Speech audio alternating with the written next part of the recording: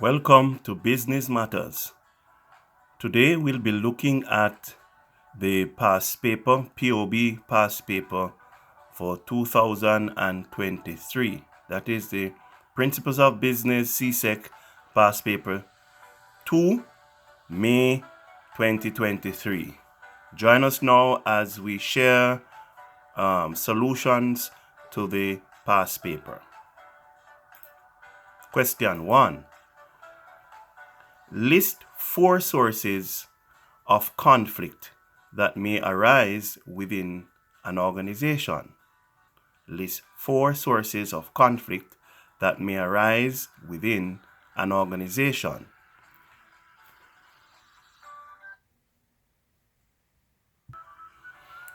So, our response is 1. Low salary or low wages.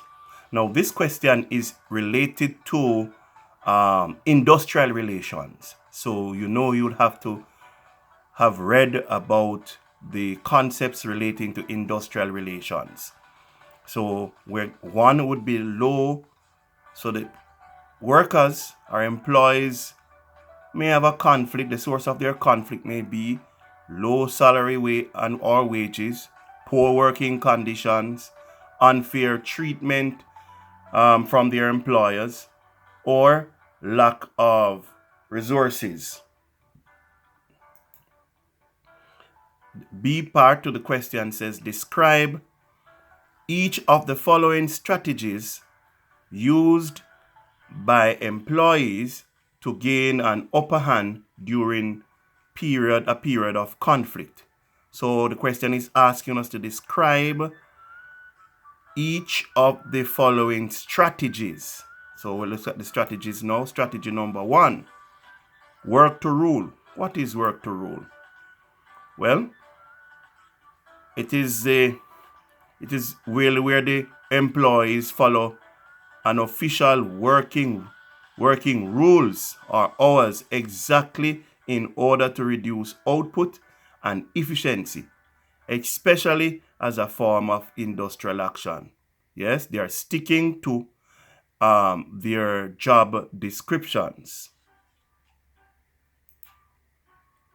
Picketing. What is picketing? Picketing is an activity in which a worker or a group of workers protests outside a building to prevent other workers from going inside. So picketing is really an activity where a group of workers protest outside the building to prevent other workers from going inside. Strike action. What is strike action? Well, this is when a group of workers collectively stop working or withdraw their labor for a period of time to express their discontent with their work arrangements. So striking where the workers withdraw their labor. Section C to question 1 says, outline 2 strategies that would be used to manage, outline 2 strategies that could be used by management to resolve conflict within an organization. So what is the response? The question is asking for 2. And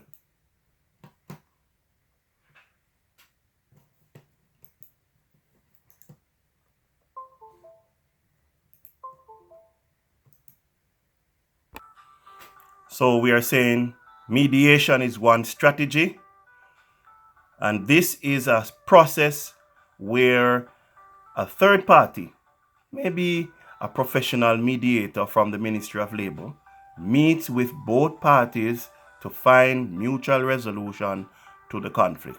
So we are suggesting that one of the strategies that management may use to resolve the conflict in the organization is mediation. The second is Arbitration. This is where the matter is brought before an industrial dispute tribunal, right? Sometimes referred to as the labor court, where both parties are bound by the ruling of the arbitrators to settle the matter. All right? We're now at section D of question 1 that says, explain two legal or ethical principles that business owners should adopt in the operations of a business. Number 1, we are suggesting paying their taxes, right? Pay the tax. The business should pay the taxes due to the government. Now, tax is the main means by which government obtain revenues to provide social services for citizens. So that is an ethical and legal practice, really, legal practice that is required of businesses.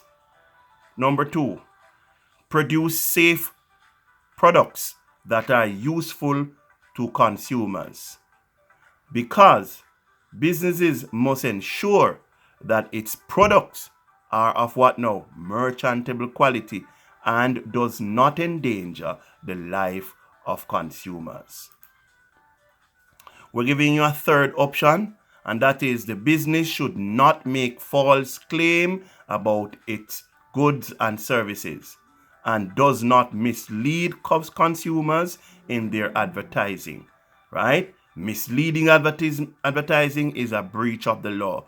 So we have put forward here 3 legal or ethical principles that businesses should adopt. Question 2A. Define the term entrepreneur. What is that? An entrepreneur is someone who shows vision, creativity, and takes the risk to create a business. So that's our definition for an entrepreneur: someone who shows vision and creativity and takes the risk to create a business. The next part of the question is list 3 characteristics of a typical entrepreneur.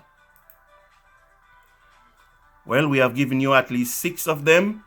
1 is visionary, 2, goal-oriented, 3, persistent, 4, innovative, 5, flexible, and 6, creative.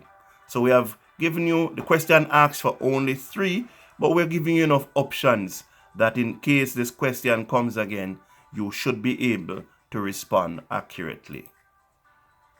Section C of question 2 says, define the term collateral. What's a collateral? All right, well, it is an asset such as property that borrowers use as a security in order to obtain a loan. So collateral is really that particular asset, yes, that you are asked to use as a security for the loan that you'll be borrowing.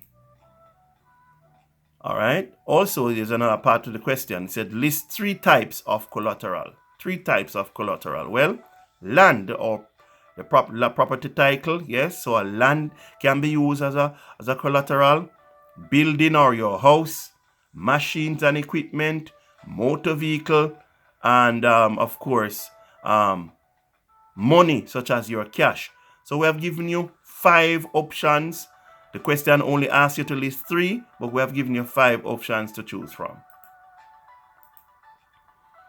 State, we're now at section D of question 2. State two government regulations with which entrepreneurs must comply when establishing a business locally. In your response, provide an example of each regulation. So the question is asking us to state 2 government regulations, yes, with which entrepreneur must comply, yes, when they're doing what now? Establishing a business locally. All right, let's begin. So we're saying entrepreneurs have to pay attention to environmental protection. Yes, how the business that they are going to operate will conform to the protection of the environment. Now, the government establishes zoning laws that determines where certain types of business can be located to do what now? Protect the environment. So in a residential area, you cannot put up a garage or a business place that is going to make a lot of noise. It will affect the peace and quietness of the residents who are seeking to have some comfort in their residence or their area of dwelling. So the laws are in place that only at some locations can certain kinds of business be established, and that is really a means of protecting the environment. Right? Number 2, business registration. So entrepreneurs are expected to conform to this regulation of registering their business. Now they use statutory bodies. Yes, right? They will have to use statutory bodies, such as the government use statutory bodies such as the Companies Act, Companies Office of Jamaica, to ensure all businesses are registered with a unique business name and are conducting business that conforms to the law of the land. So a business is expected to be registered and to have a unique name. There should not be a duplication, because that will cause a conflict with consumers to determine which business is which. Now, we're giving you an extra one, and that is tax compliance. Government has placed regulations in relation to tax compliance that entrepreneurs should comply, and because businesses are obligated, they're required by law to pay over taxes to the government. That is either their corporation tax, their statutory deductions for employees such as education tax, national insurance scheme, NHT, and income tax. We're continuing question 2, and the question says, explain 2 ways in which entrepreneurship contributes to economic development of a country. How does entrepreneurship contribute to economic development of a country? Well, 1, it acts as a means of creating new businesses in the economy, right? Now, launching a new business means producing more goods and services to satisfy consumers' needs. This increases the variety of products and market competition, right? Also, it increases supply, right? And also, increased supply, reduce prices, and make goods more affordable. It increases productivity. So the question is asking us to explain 2 ways how entrepreneurship can improve or can contribute to economic development. And what we're saying is that when entrepreneurs create new business, they are entering into the market with new products, and such. When new products come on the market, then there is greater competition, for there are greater variety of goods for the consumer to choose from, and therefore you have this competition. And as well, because there's a greater supply on the market, then the price will tend to go down and become more affordable to the consumers. One will remember when there was only flow telephone system that exists in Jamaica, or cable and wireless as it was called. Yes, and the prices were very expensive. Yes, until Digicel came into the market. And as soon as Digicel came into the market, what happened? The price for accessing cell phones and cell phone services and telephone services went down dramatically. Yes, so that much more persons within the country was able to access the use of telephones and all those other telecommunication services. So that is a means of really creating competition in the market. Secondly, provide employment. So entrepreneurs provide employment opportunities. New businesses employ people to fill jobs, thus reduce unemployment in the country and increase the standard of living of people. So these employees may pay taxes to the government, yes, increasing the revenue, all right, to run the country. So when more persons are employed, then they have a greater income, and so their standard of living increase, and also government benefits because government receive more taxes. We're giving you a third option to the response, and it contribute to nation building. So entrepreneurs, really, when they start their business, they are contributing to nation building. That is, it contribute to supporting and improving community life, yes, and gives people a feeling of belonging and national identity. Let's move on. We're now at question 3. Identify 2 factors that must be considered when packaging goods for resale. And our answer is the type of goods. One of the answers that one of the factors that based on the type of goods. You have some goods that are fragile or perishable, so that will determine how you package. Secondly, the weight or size of the item will determine how you package it, and the cost of the item will determine how you package it. And we have a fourth option, the distance for distribution to the consumer or the method of transportation. So if you have to transport the goods very far, you want to be able to make sure that you're packaging it in such a way that the goods are not going to be damaged. We're going to B of question 3, says list 4 qualities of successful salespersons. Well, 1 is flexible. 2, good communicator. Oh, I'm sorry about that. Let's go back up.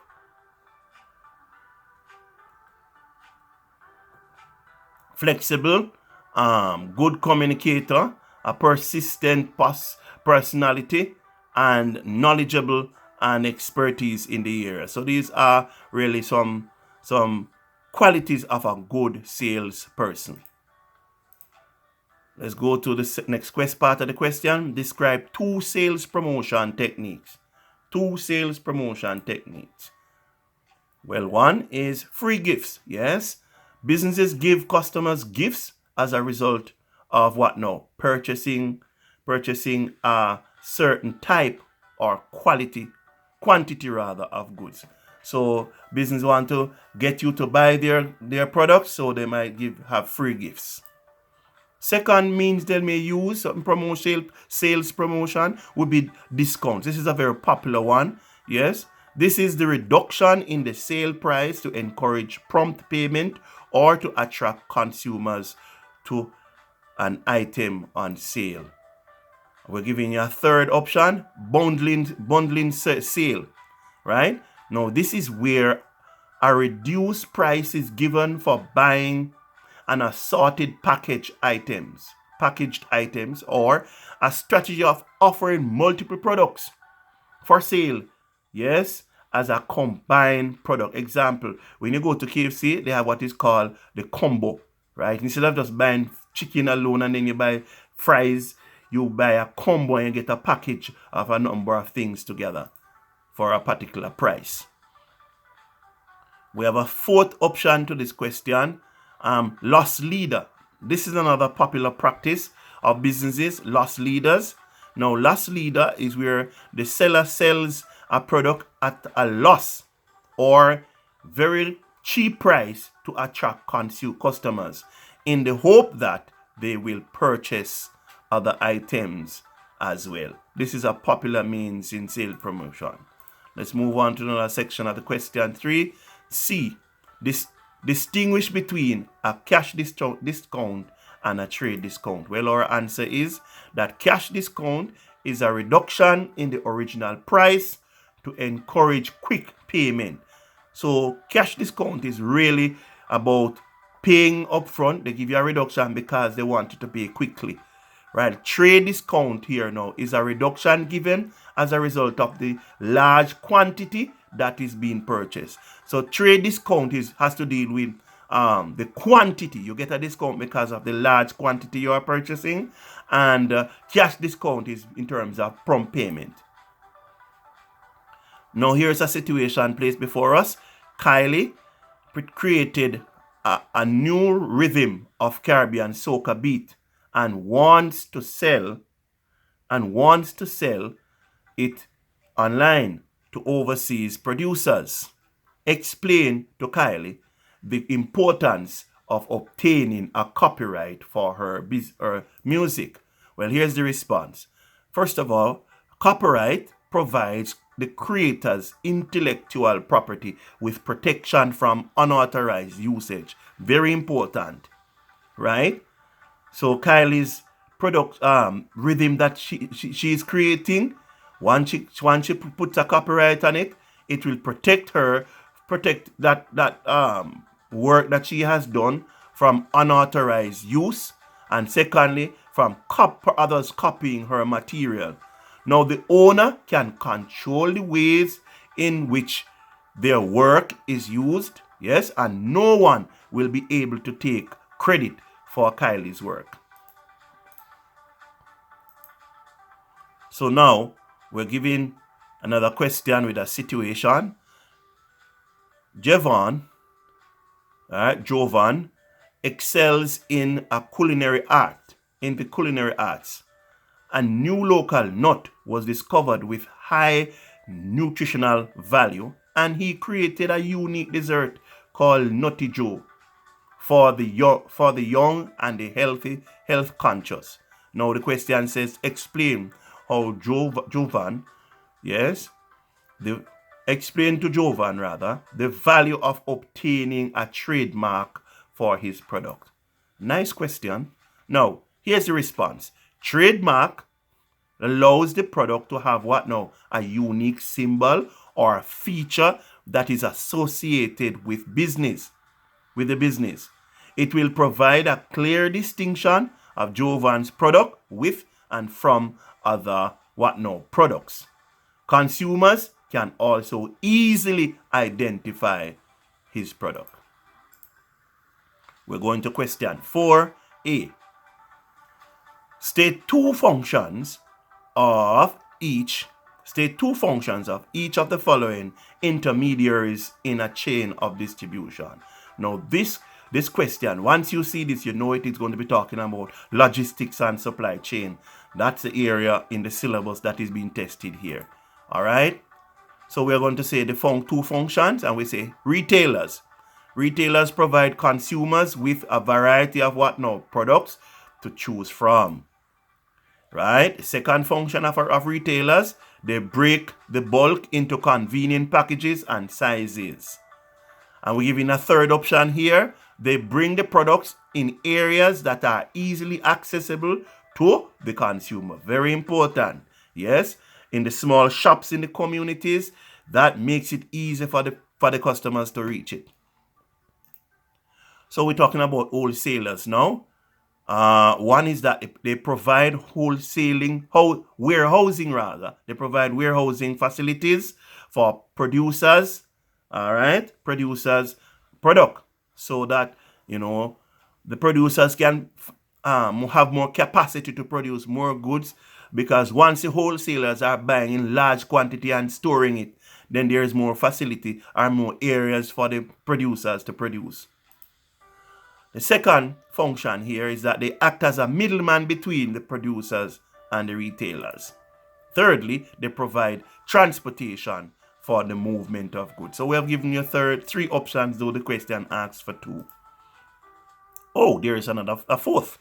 They bears the risk of holding inventory. Now let me explain what that means. All right, the wholesalers are buying ahead of demand in the market. They are taking the risk of buying the goods with the hope that a sale will take place. For example, nearing to Christmas, wholesalers might buy a lot of toys and a lot of things that relating, and lights and those kind of things, and for Christmas celebration, right? With the hope that they buy ahead of the season, with the hope that when the season comes around, then they will get the sale with a good price. So they are bearing the risk of holding inventory. All right. And there's a fifth option I'm giving you, right? So much you have to choose from. Buyers and sellers Yes, they are buyers and sellers in large quantity. B part of question 4 says, identify 2 links in the distribution chain other than the retailers and wholesalers. And our answer is the consumer and the producer. All right, pretty easy and straightforward. Identify the most suitable type of transportation for each of the following products. All right, they say meat products from local farm to restaurant. And we are saying the most suitable transportation is a refrigerated truck via the road. We're saying they say now bricks from construction company to building site. And we are saying trucks via road. And crude oil from oil field to refinery, we are saying pipeline via the sea. And fourth one is cars from country A to country B, and we are saying the use of ship via the sea. All right, we're moving on now to D part of question 4. Yes, list 4 problems that may occur in the distribution of goods. Well, one is the shipment may be sent on the wrong route. The second we're saying is that goods may be damaged in transit. The third we're saying is that goods sent may be the wrong specification or type or size. That may be a problem. And fourthly, we're saying natural disasters are roadblocks. If natural disasters in the case, let us say on the seas, the goods is being transferred via the sea, then, it will create some problem for the ships to move from the dock. Or if it's by road, yes, there may be a roadblock somewhere, and that will create a delay in the delivery. Good spoilage may be a situation as well. So these are options that we have placed for the question in terms of 4 problems that may occur in the distribution of goods. All right, section E says explain 2 measures that can be implemented to minimize challenges that may occur in the distribution of goods. Well, we are saying that proper storage and packaging of goods can prevent damage and spoilage. Really, it does. It introduced technology, right? If they introduce technology and automation to improve accuracy and efficiency. When we are saying, giving a third option, reduce the amount of channels in the distribution process, thus reduce the amount of time to move the goods. All right, we had question 5, the last question. Define the term standard of living. Well, we are saying that standard of living is the quality of life of a people in a country.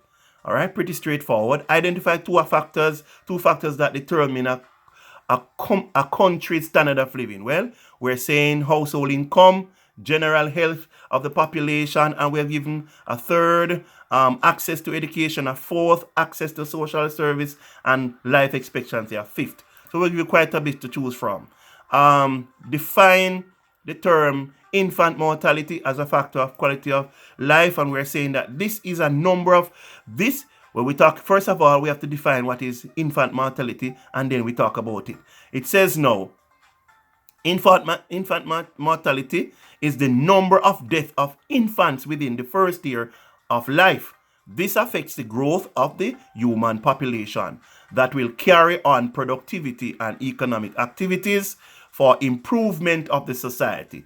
Of course, it will also reflect or affect the quality of the health care, right?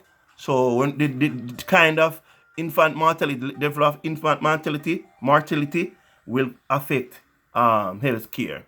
We're moving on. Describe each of the following measures of national income.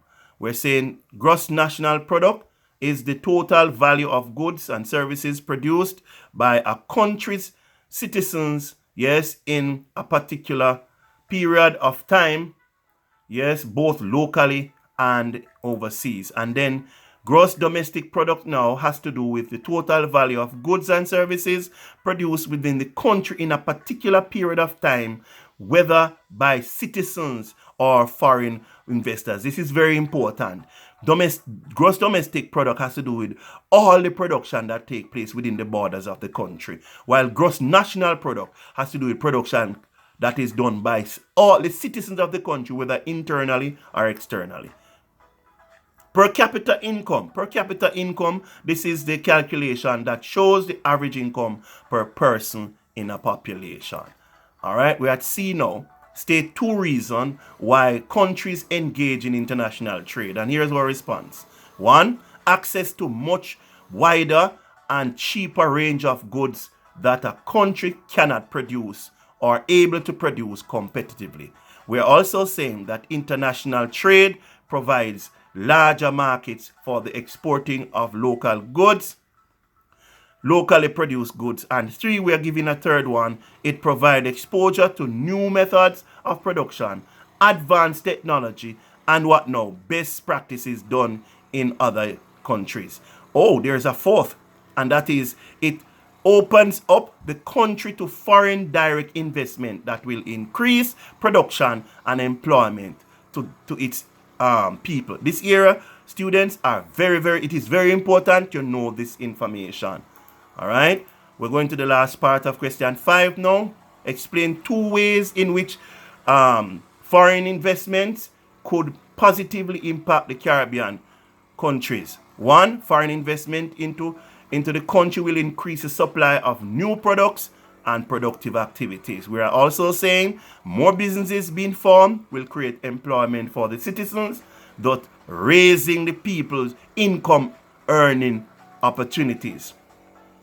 It will produce new technologies and equipment in the industries. And we are saying that greater transfer of new skills and expertise from foreign workers can be transferred to the local workers. I gave you a 5th, really. It can contribute to economic growth and development in a country. Ladies and gentlemen, thank you very much for joining us. Like and share this video and click the subscribe button if you think the content is good. Thank you. God bless you.